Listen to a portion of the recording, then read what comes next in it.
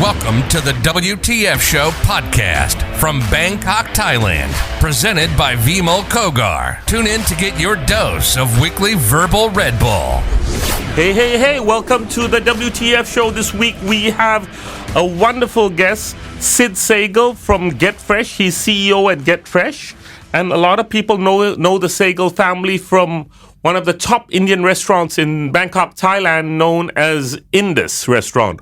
Welcome to the show, Sid. Thank you very much. So, Sid, tell me about where you grew up.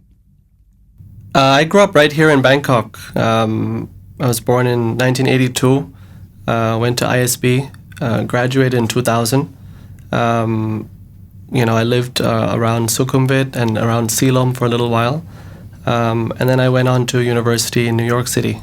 Okay.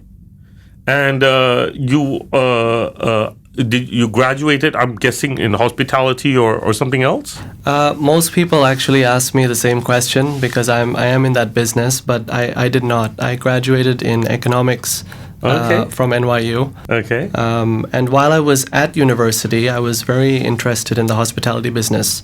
So I gained some experience working part-time in bars and restaurants in New York and in Italy during a study abroad year. Okay.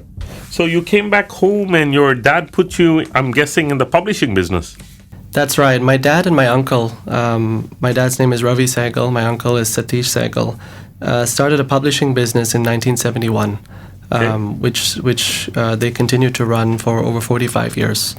I joined in 2004, actually by accident. I came back from university and I thought I'd spend a summer here in Bangkok and then go back to New York and, make a life there.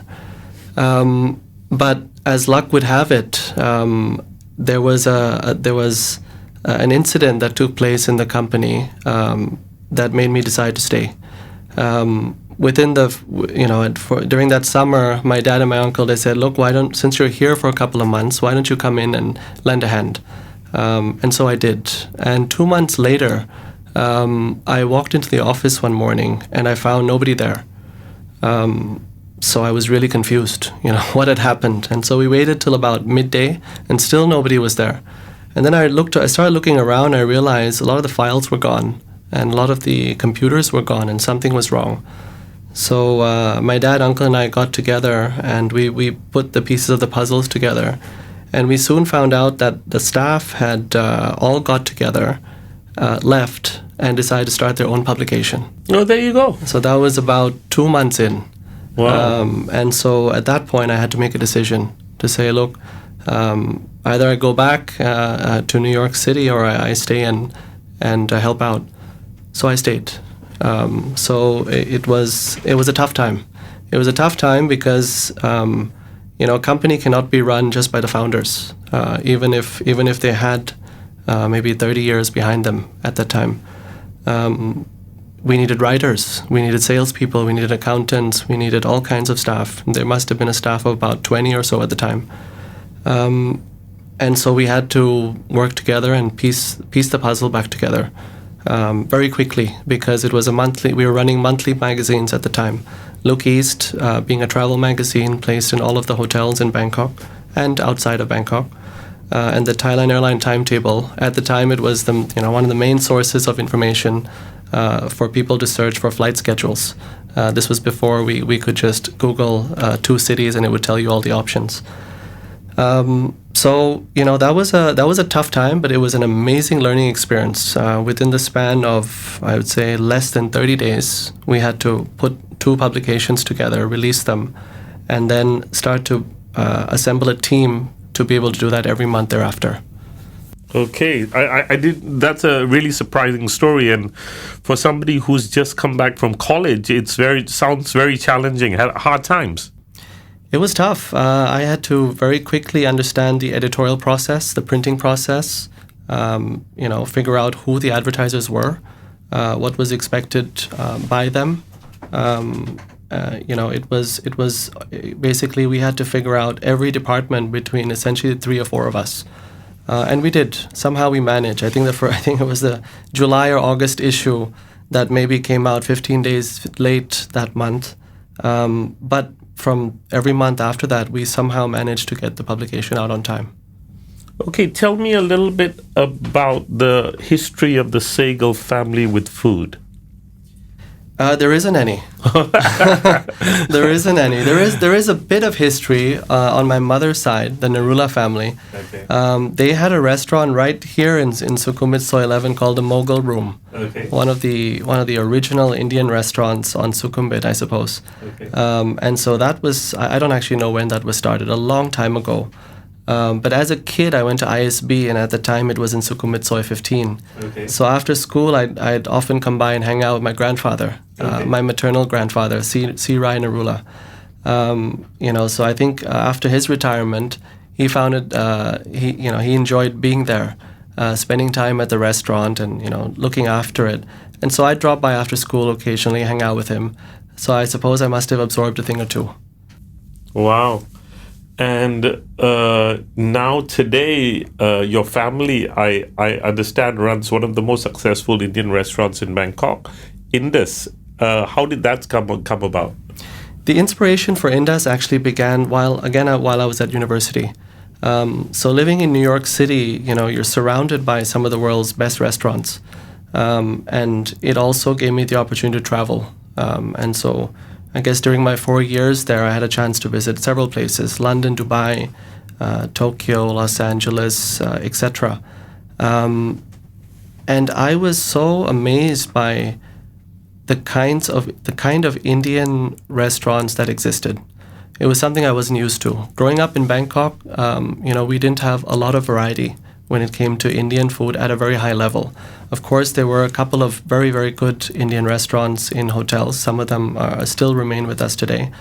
But they, at least growing up, the way I saw it, they weren't necessarily places that were on the lists of people who wanted to go out for, let's say, a date, or a group of friends wanting to go out on a Friday night, or a business dinner, first choice. They were more restaurants that people went to with their families. Right. More of a family, a Sunday night scene or a Sunday lunch scene, something like that, a place for a celebration.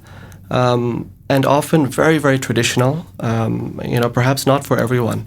And places like in New York and London, Indian restaurants had waiting lists. Right. There were places where you wanted to put on a blazer, or if you're a lady, you might want to put on a dress and look good to go to a place like the Cinnamon Club or Tamarind or Dishoom maybe. Dishoom is a little more casual, but you get what I mean. Yeah. And so I thought, wow, like Indian food is a lot better than what I've seen, and it's a lot better than what Bangkok has seen. Also, growing up, being a part of, let's say, two cultures, India and Thailand, you get this sense of how people view India, right? And so, often growing up, you would hear, okay, India, Bollywood, dancing around trees, lots of color, very, big celebrations in terms of weddings. But you didn't really hear about, the cool side of India, or, the fine dining side of India, the hospitality side of India. And, I often, when people would talk about Indian food, especially with Thai people, you would get the common statements. It smells. It's not for me. It's very hard to eat.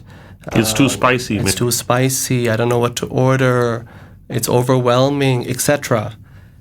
And then when you go to really great Indian restaurants in places like London and New York, you say, no, it's not.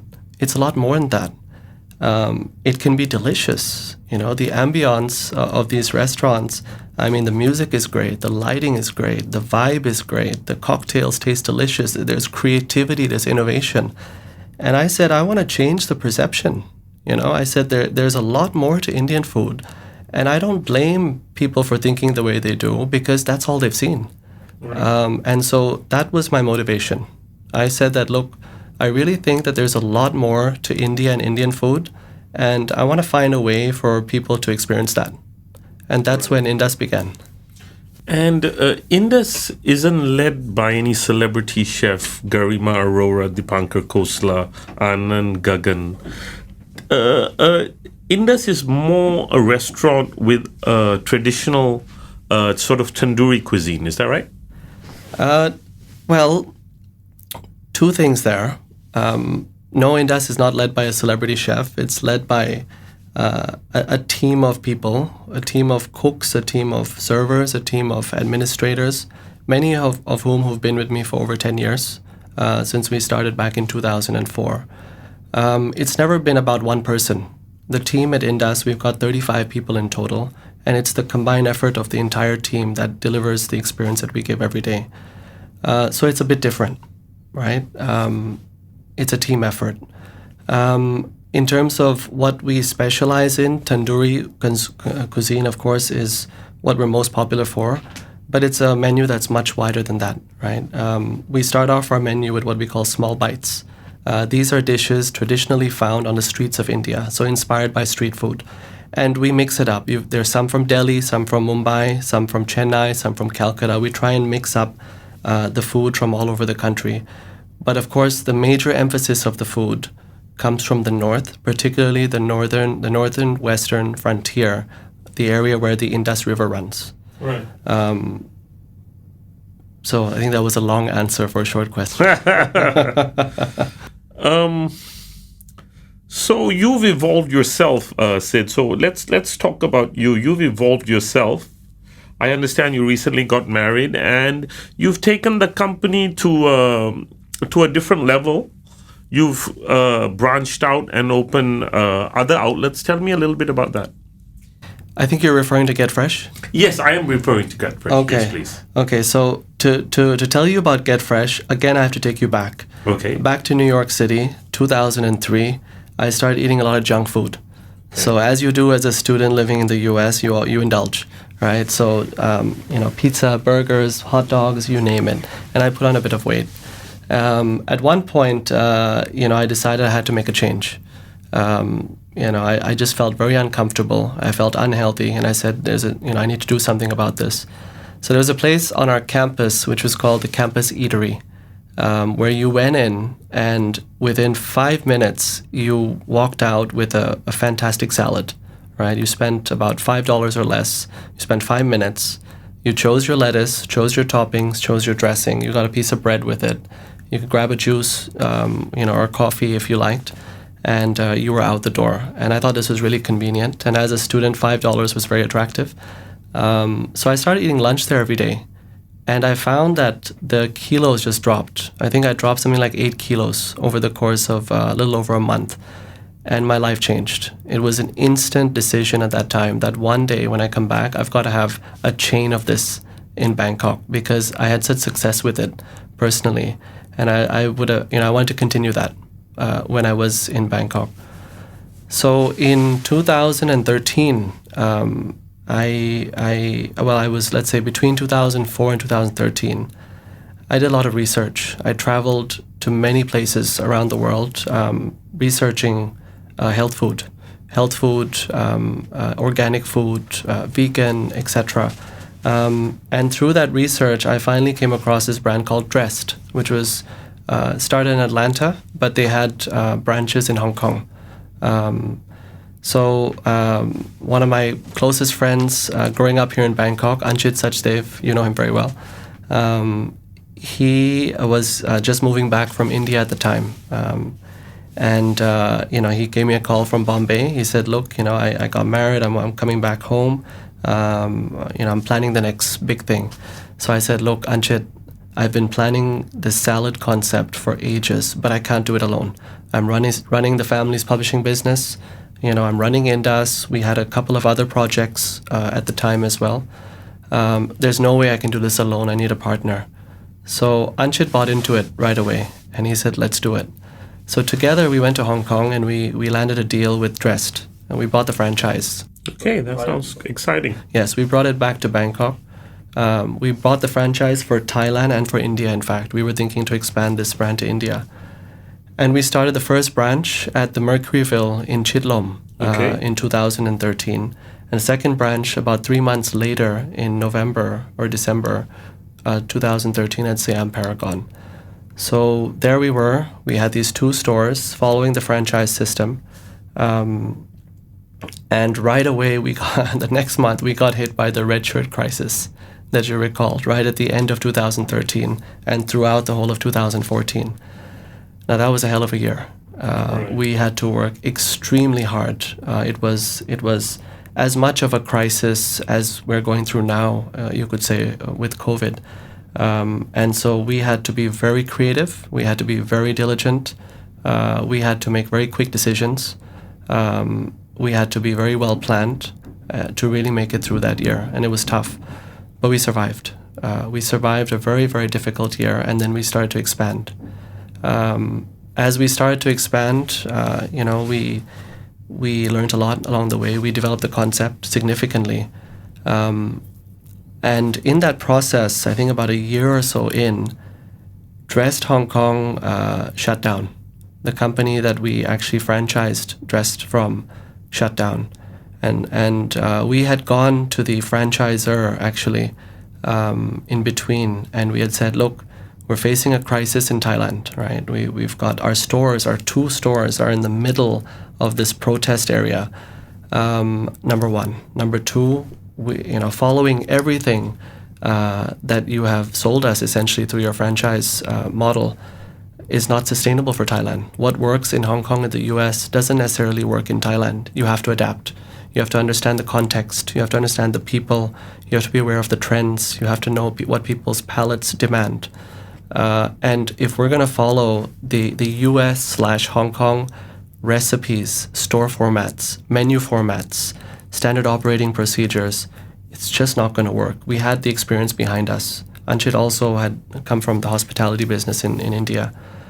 And here is our proposal. Number 1, stop charging us franchise fees until we break even.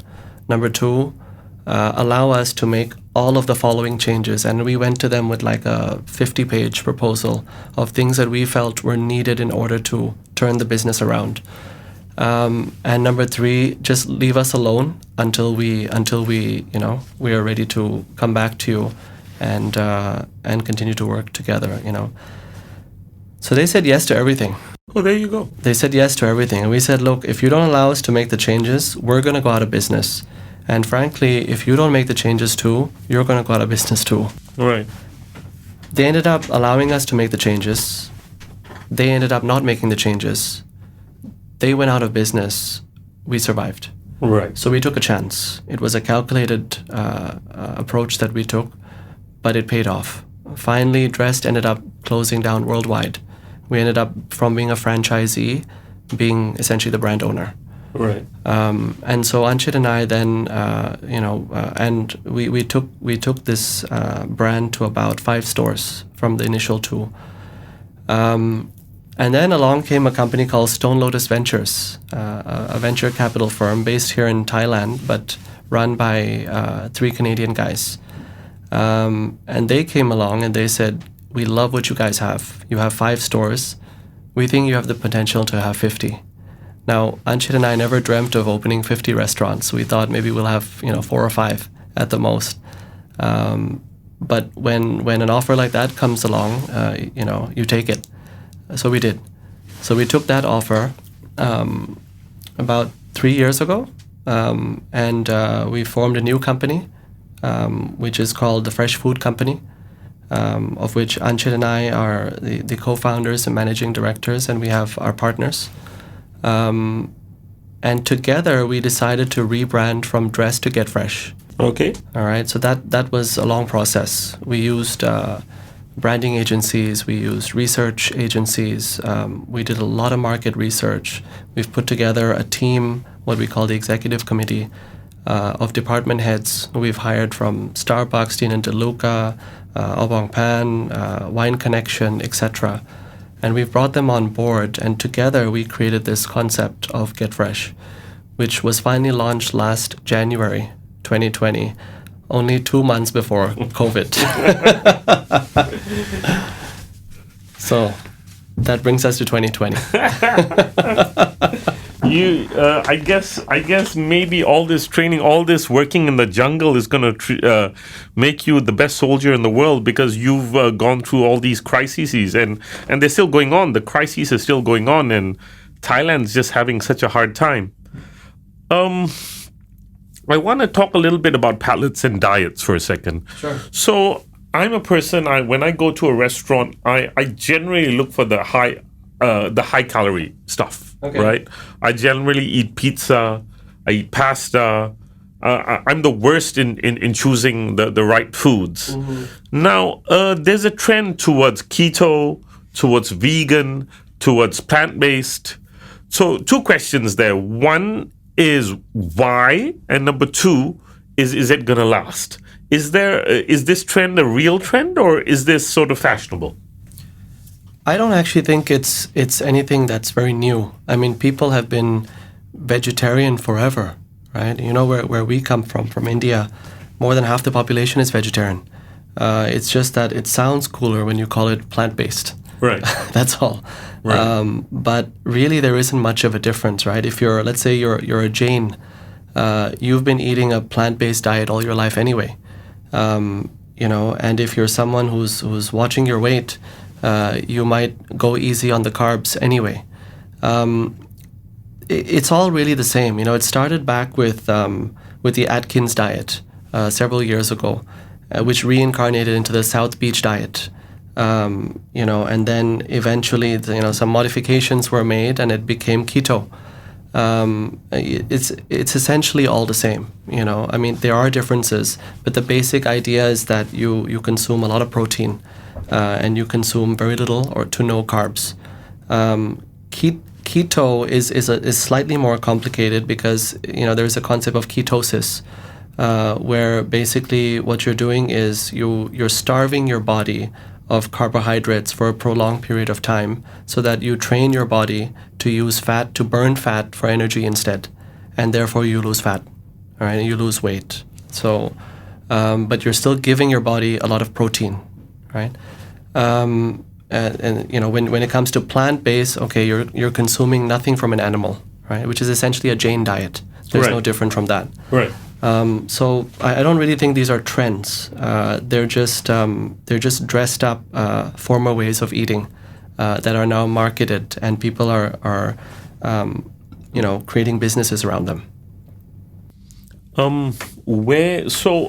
Just to take one step back, I just want to quickly introduce the audience to the WTF brand. So the WTF brand is something that my team started 25 weeks ago. So we are a podcast based in Bangkok, Thailand, and we focus on peer-to-peer support and youth empowerment. And we're looking at how our guests can give advice to people out there who are in the jobs market or in the education market. I'd also like to quickly introduce our guest out there to the 3 shows we launched 5 weeks ago, which is the WTF Daily Show. On Mondays, we have the WTF Radio Show with DJ Rico. That's a 60s to 90s rock show. On Tuesdays, we have the WTF Investing Show with one of our best hosts, doing much better than the WTF show or my show. Is called the WTF Investing Show with a young man called Direk Kanijau, who gets almost over 500 to 1,000 views per show. On Wednesdays, we have WTF Fake It Till You Make It show, which is a fun show about books, and that's hosted by Shruti Katari. And Shruti is a very talented person, studied at the St. Andrews University in Scotland, followed by Brown at Providence Island. If I come back to you right now, what advice, Sid, can you give to young people who might want to go into the food business? Because it's a bloody rocky road, if I may. You've had such a rocky time coming into the family business and then expanding Indus to be one of the best top Indian brands in Thailand, and then starting out on your own business, Dressed, and having to sell salad with dressing to Thai people who are generally more used to a carb-based diet, a rice-based diet with spicy sauces or spicy gravy on top, or even sweet basil on top. So what advice would you have, Sid, to young people who want to join the industry? Probably the best advice I can give is decide why you want to do it. If it's for an easy job, an easy career, don't do it. If it's for the money, there are plenty of other ways to make money, and let's say plenty of less risky ways to make money. I did it because I had a very specific purpose. First decide if you have that purpose, right? I set out to change the perception of Indian cuisine in Thailand, number one. I continue with that same purpose today, 15 years later. And for Dressed, or let's say Get Fresh now, it was because I experienced success in terms of my own health. I don't know how many, 16, 17 years ago.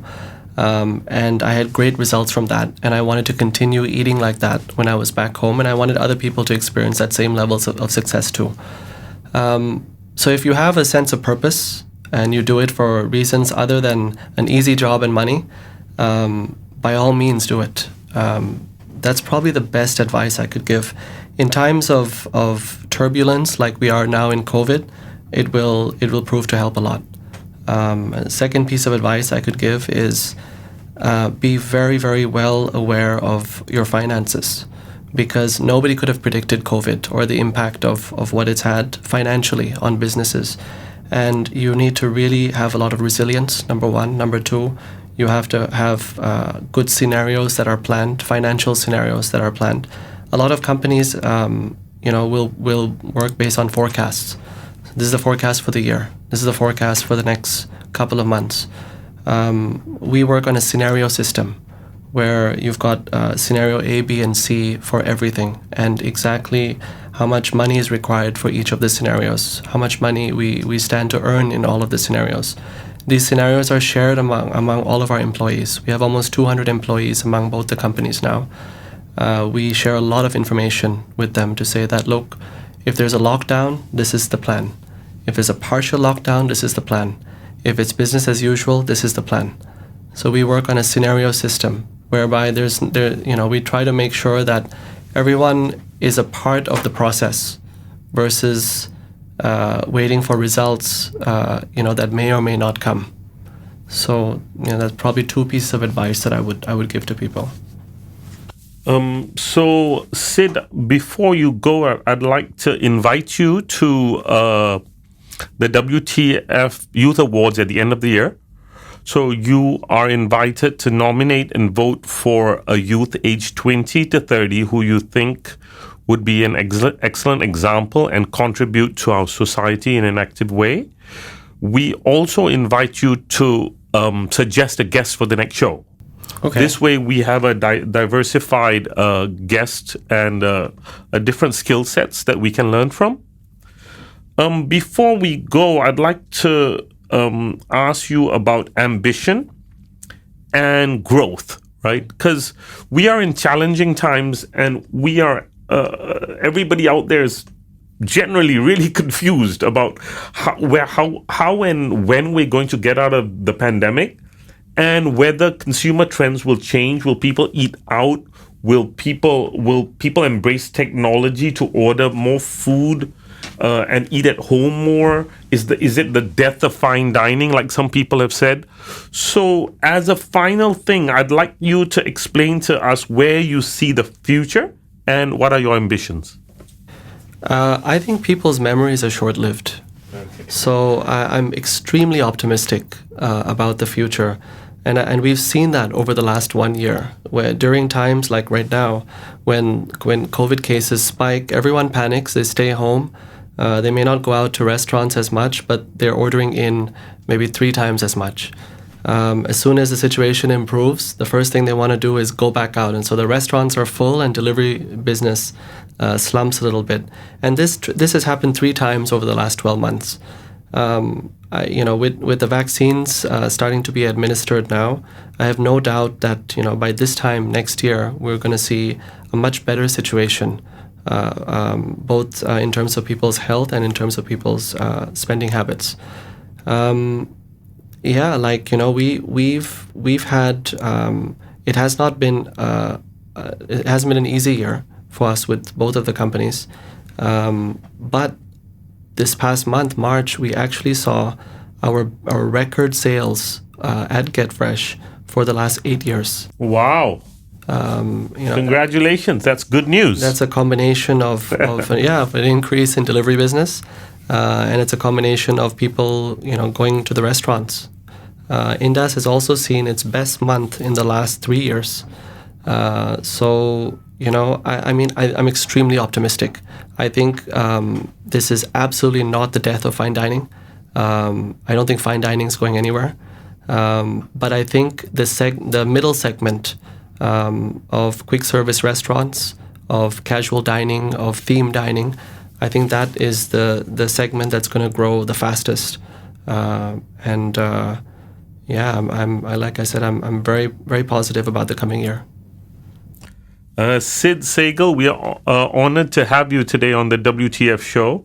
I've enjoyed myself thoroughly interviewing you today, and I hope you enjoyed the show as well. And we invite you to come back to the show soon. Good luck to your business, and we hope that you have 1 million clients at GetFresh next year. Thank you. And we wish you well. Thank you. Thank you very much. Thank you for having me here. Okay, thanks everyone for joining the WTF show this week, and we will catch you next week. TTFN. That's it from the WTF show. Vimol and the team from WTF show would like to thank all our sponsors. Tune in next week for another great gig with people making a difference to your future. For advertising spots, go to the WTF Show IG page and get more info, or contact Vimol at 6681-616-5987.